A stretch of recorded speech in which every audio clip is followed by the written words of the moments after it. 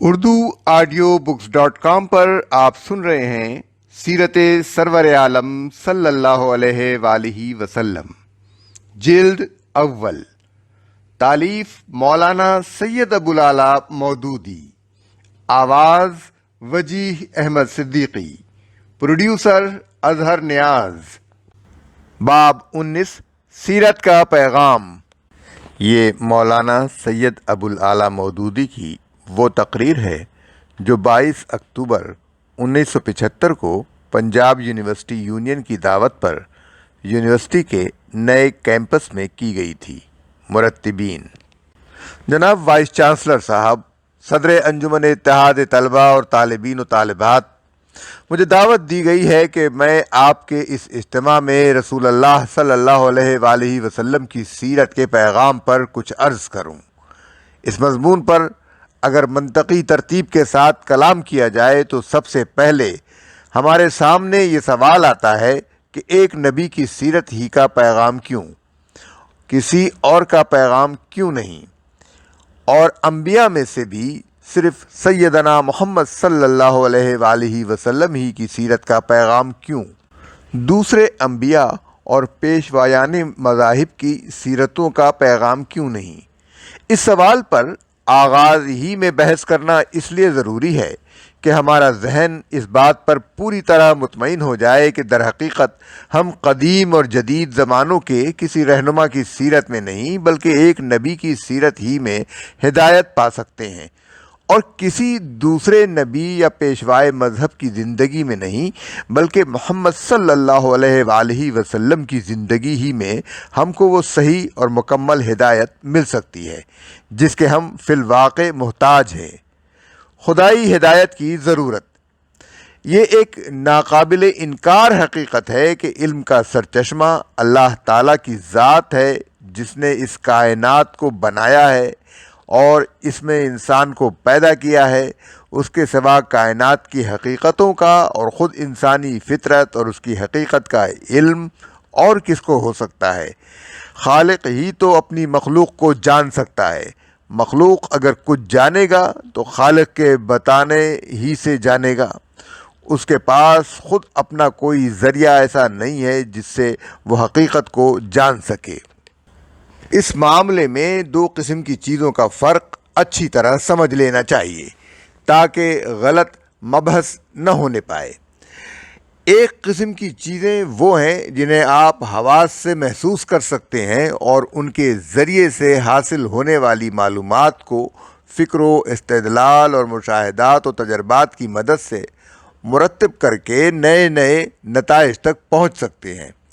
اس نوعیت کی چیزوں کے بارے میں عالم بالا سے کوئی تعلیم آنے کی ضرورت نہیں ہے۔ یہ آپ کی اپنی تلاش و جستجو، غور و فکر اور تحقیق و اکتشاف کا دائرہ ہے۔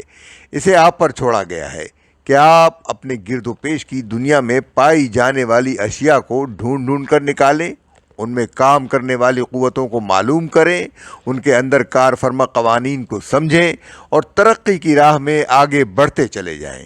اگرچہ اس معاملے میں بھی آپ کے خالق نے آپ کا ساتھ چھوڑ نہیں دیا ہے، وہ تاریخ کے دوران میں بالکل غیر محسوس طریقے سے ایک تدریج کے ساتھ اپنی پیدا کی ہوئی دنیا سے آپ کا تعارف کراتا رہا ہے، واقفیت کے نئے نئے دروازے آپ پر کھولتا رہا ہے اور وقتاً فوقتاً ایک الہامی طریقے سے کسی نہ کسی انسان کو ایسی بات سجھاتا رہا ہے جس سے وہ کوئی نئی چیز ایجاد یا کوئی نیا قانون دریافت کر سکا ہے۔ لیکن بہرحال ہے یہ انسانی علم ہی کا دائرہ جس کے لیے کسی نبی اور کسی کتاب کی حاجت نہیں ہے، اور اس دائرے میں جو معلومات مطلوب ہیں انہیں حاصل کرنے کے ذرائع انسان کو دے دیے گئے ہیں۔ دوسری قسم کی چیزیں وہ ہیں جو ہمارے حواس کی پہنچ سے بالا تر ہیں، جن کا ادراک ہم کسی طرح نہیں کر سکتے، جنہیں نہ ہم تول سکتے ہیں نہ ناپ سکتے ہیں، نہ اپنے علم کے ذرائع میں سے کوئی ذریعہ استعمال کر کے ان کو معلوم کر سکتے ہیں۔ فلسفی اور سائنسدان ان کے متعلق اگر کوئی رائے قائم کرتے ہیں تو وہ محض قیاس پر مبنی ہوتی ہے جسے علم نہیں کہا جا سکتا۔ یہ آخری حقیقتیں الٹیمیٹ ریئلٹیز ہیں جن کے بارے میں استدلالی نظریات کو خود وہ لوگ بھی یقینی قرار نہیں دے سکتے جنہوں نے ان نظریات کو پیش کیا ہے، اور اگر وہ اپنے علم کی حدود جانتے ہوں تو ان پر نہ خود ایمان لا سکتے ہیں نہ کسی کو ایمان لانے کی دعوت دے سکتے ہیں۔ انبیاء کی پیروی کی ضرورت۔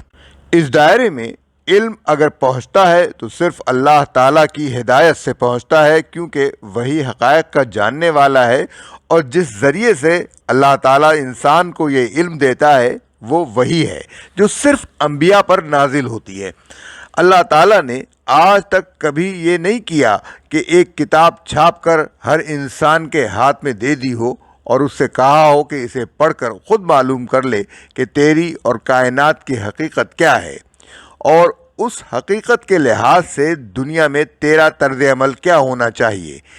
اس علم کو انسانوں تک پہنچانے کے لیے اس نے ہمیشہ انبیاء ہی کو ذریعہ بنایا ہے، تاکہ وہ صرف اس علم کی تعلیم ہی دے کر نہ رہ جائیں بلکہ اسے سمجھائیں بھی، اس کے مطابق عمل بھی کر کے دکھائیں، اس کے خلاف چلنے والوں کو راہ راست پر لانے کی کوشش بھی کریں، اور اسے قبول کرنے والوں کو ایک ایسے معاشرے کی شکل میں منظم بھی کر دیں جس کی زندگی کا ہر شعبہ اس علم کا عملی مظہر ہو۔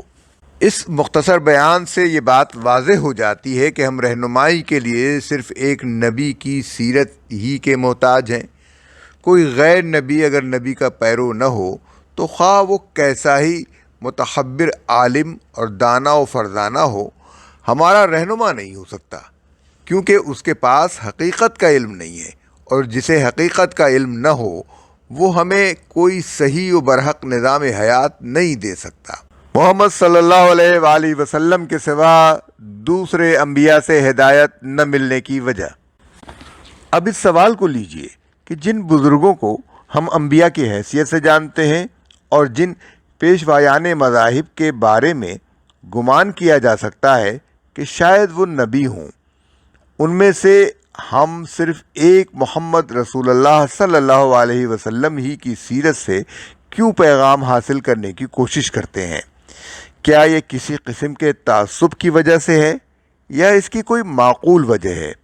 میں عرض کرتا ہوں کہ اس کی ایک نہایت معقول وجہ ہے۔ جن انبیاء کا ذکر قرآن میں کیا گیا ہے ان کو اگرچہ ہم یقینی طور پر نبی مانتے ہیں اور جانتے ہیں، لیکن ان میں سے کسی کی تعلیم اور سیرت بھی ہم تک کسی قابل اعتماد اور مستند ذریعے سے نہیں پہنچی ہے کہ ہم اس کی پیروی کر سکیں۔ حضرت نوح علیہ السلام، حضرت ابراہیم علیہ السلام، حضرت اسحاق علیہ السلام، حضرت یوسف علیہ السلام، حضرت موسیٰ علیہ السلام اور حضرت عیسیٰ علیہ السلام بلا شبہ نبی تھے، اور ہم ان سب پر ایمان رکھتے ہیں، مگر ان پر نازل ہونے والی کوئی کتاب آج محفوظ شکل میں موجود نہیں ہے کہ اس سے ہم ہدایت حاصل کر سکیں، اور ان میں سے کسی کی زندگی کے حالات بھی ایسے محفوظ اور معتبر طریقے سے ہم تک نہیں پہنچے ہیں کہ ہم اپنی انفرادی اور اجتماعی زندگی کے مختلف شعبوں میں ان کو اپنا رہنما بنا سکیں۔ اگر ان سارے انبیاء کی تعلیمات اور سیرت پر کوئی شخص کچھ لکھنا چاہے تو چند صفحات سے زیادہ نہیں لکھ سکتا، اور وہ بھی صرف قرآن کی مدد سے، کیونکہ قرآن کے سوا ان کے بارے میں کوئی مستند مواد موجود نہیں ہے۔ دین یہود کی کتابوں اور انبیاء کا حال۔ حضرت موسیٰ علیہ السلام اور ان کے بعد آنے والے انبیاء اور ان کی تعلیمات کے متعلق کہا جاتا ہے کہ وہ بائبل کے عہد عتیق اولڈ ٹیسٹامنٹ میں ہیں، لیکن تاریخی اعتبار سے ذرا بائبل کا جائزہ لے کر دیکھیے۔ اصل تورات جو حضرت موسیٰ علیہ السلام پر نازل ہوئی تھی 6 صدی قبل مسیح میں بیت المقدس کی تباہی کے وقت ضائع ہو چکی تھی، اور اسی کے ساتھ دوسرے ان انبیاء کے صحیفے بھی ضائع ہو گئے تھے جو اس زمانے سے پہلے ہو گزرے تھے۔ 5ویں صدی قبل مسیح میں جب بنی اسرائیل بابل کی اسیری سے رہا ہو کر فلسطین پہنچے تو حضرت عزیر یعنی عزرا نے چند دوسرے بزرگوں کی مدد سے حضرت موسیٰ علیہ السلام کی سیرت اور بنی اسرائیل کی تاریخ مرتب کی، اور اسی میں تورات کی وہ آیات بھی حسب موقع درج کر دیں جو انہیں اور ان کے مددگاروں کو دستیاب ہو سکیں۔ اس کے بعد چوتھی صدی قبل مسیح سے لے کر دوسری صدی قبل مسیح تک مختلف لوگوں نے جو نہ معلوم کون تھے ان انبیاء کے صحیفے نہ معلوم کن ذرائع سے تصنیف کر لیے جو ان سے کئی صدی قبل گزر چکے تھے۔ مثلا 300 قبل مسیح میں حضرت یونس علیہ السلام کے نام سے ایک کتاب کسی شخص نے لکھ کر بائبل میں درج کر دی، حالانکہ وہ 8ویں صدی قبل مسیح کے نبی تھے۔ زبور یعنی سیمز حضرت داؤد علیہ السلام کی وفات کے 500 برس بعد لکھی گئی، اور اس میں حضرت داؤد علیہ السلام کے علاوہ تقریباً 100 دوسرے شاعروں کی نظمیں بھی شامل کر دی گئیں، جو معلوم نہیں کن ذرائع سے زبور مرتب کرنے والوں کو پہنچی تھیں۔ حضرت سلیمان علیہ السلام کی وفات 933 قبل مسیح میں ہوئی، اور امثال سلیمان پرووربس 250 قبل مسیح میں لکھی گئی، اور اس میں دوسرے بہت سے حکماء کے اقوال بھی شامل کر دیے گئے۔ غرض بائبل کی کسی کتاب کی سند بھی ان انبیاء تک نہیں پہنچتی جن کی طرف وہ منسوب ہے۔ اس پر مزید یہ کہ عبرانی بائبل کی یہ کتابیں بھی 70 عیسوی میں بیت المقدس کی دوسری تباہی کے وقت ضائع ہو گئیں، اور ان کا صرف یونانی ترجمہ باقی رہ گیا جو 258 قبل مسیح سے پہلی صدی قبل مسیح تک کیا گیا تھا۔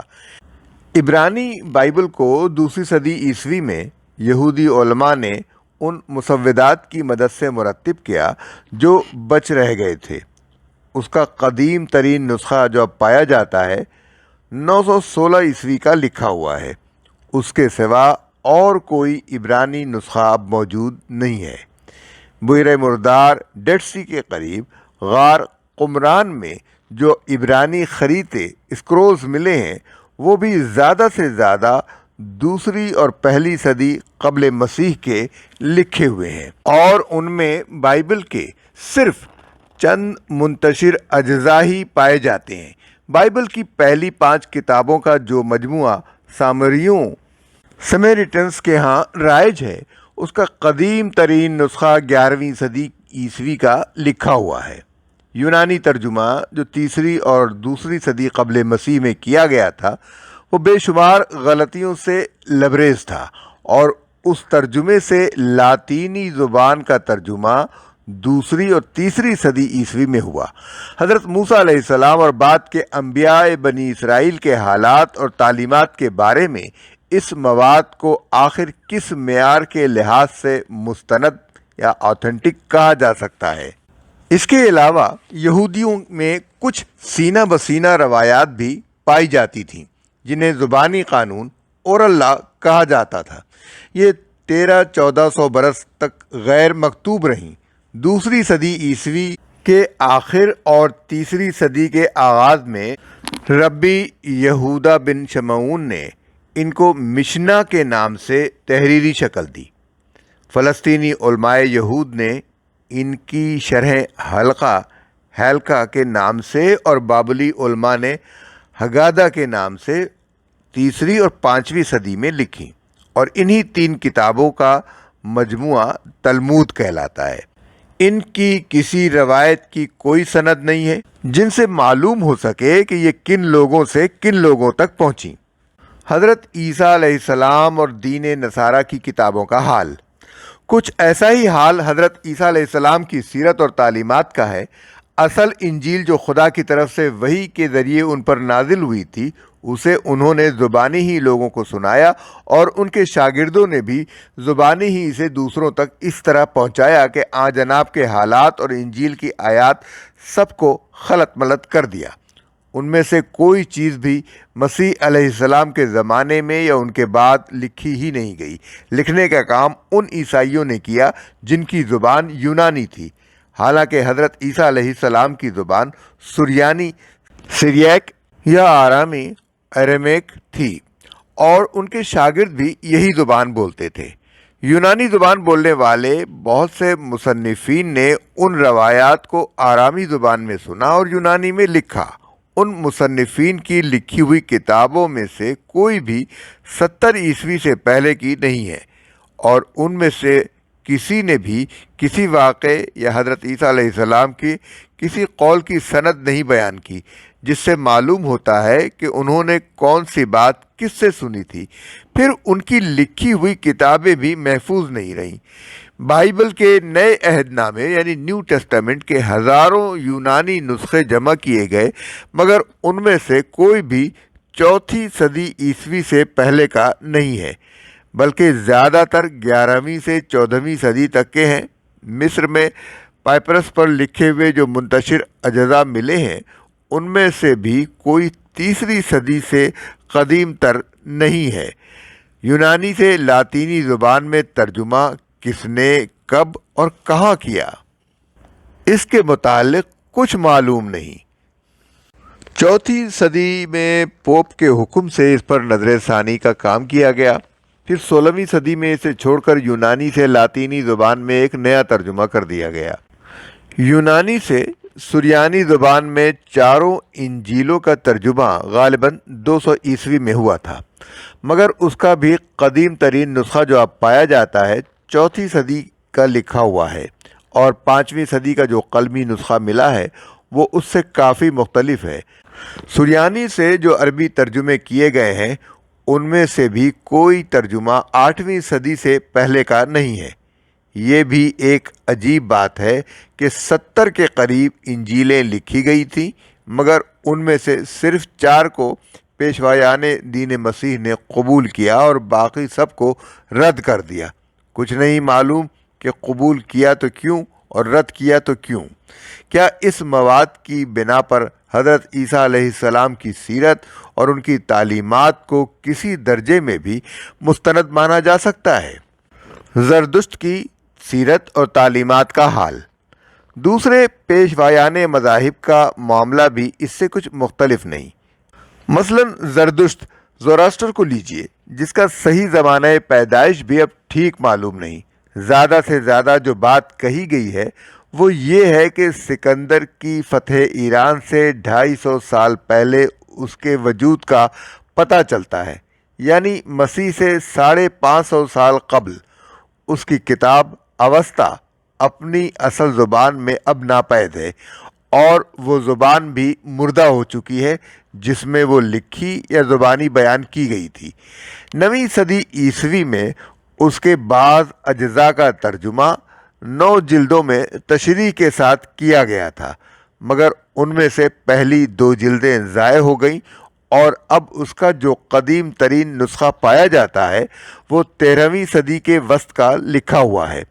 یہ تو ہے زردشت کی پیش کردہ کتاب کا حال۔ رہا خود اس کی سیرت کا معاملہ، تو اس کے متعلق ہماری معلومات اس سے زیادہ کچھ نہیں ہے کہ 40 سال کی عمر میں اس نے تبلیغ شروع کی۔ 2 سال بعد بادشاہ گشتاسپ نے اس کی پیروی اختیار کر لی اور اس کا مذہب سرکاری مذہب بن گیا۔ 77 سال وہ زندہ رہا، اور اس کی موت پر جتنا زمانہ گزرتا گیا اس کی زندگی عجیب و غریب افسانوں کا مجموعہ بنتی چلی گئی، جن میں سے کسی کی کوئی تاریخی حیثیت نہیں ہے۔ بودھ مذہب کی کیفیت۔ دنیا کی مشہور ترین مذہبی شخصیتوں میں سے ایک بودھ تھا۔ زردشت کی طرح اس کے متعلق بھی یہ گمان کیا جا سکتا ہے کہ شاید وہ نبی ہو، مگر اس نے سرے سے کوئی کتاب ہی پیش نہیں کی۔ نہ اس کے پیرووں نے کبھی یہ دعویٰ کیا کہ وہ کوئی کتاب لایا تھا۔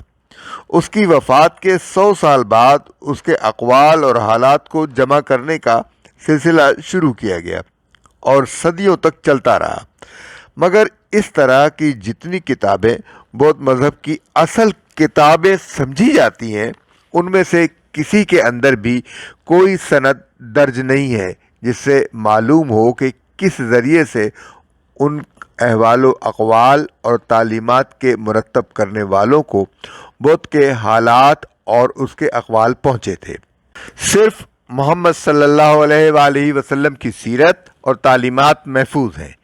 اس سے معلوم ہوا کہ اگر ہم دوسرے انبیاء اور مذہبی پیشواؤں کی طرف رجوع کریں بھی تو ان کے بارے میں کوئی مستند ذریعہ ایسا نہیں ہے جس سے ہم ان کی تعلیمات اور ان کی زندگیوں سے اطمینان اور یقین کے ساتھ رہنمائی حاصل کر سکیں۔ اس کے بعد ہمارے لیے اس کے سوا کوئی چارہ نہیں رہ جاتا کہ ہم کسی ایسے نبی کی طرف رجوع کریں جس نے کوئی قابل اعتماد اور تحریف و آمیزش سے پاک کتاب چھوڑی ہو اور جس کے مفصل حالات و اقوال اور اعمال معتبر ذرائع سے ہم تک پہنچے ہوں تاکہ ہم ان سے رہنمائی حاصل کر سکیں۔ ایسی شخصیت پوری دنیا کی تاریخ میں صرف ایک محمد صلی اللہ علیہ وآلہ وسلم کی ذات ستودہ صفات ہے۔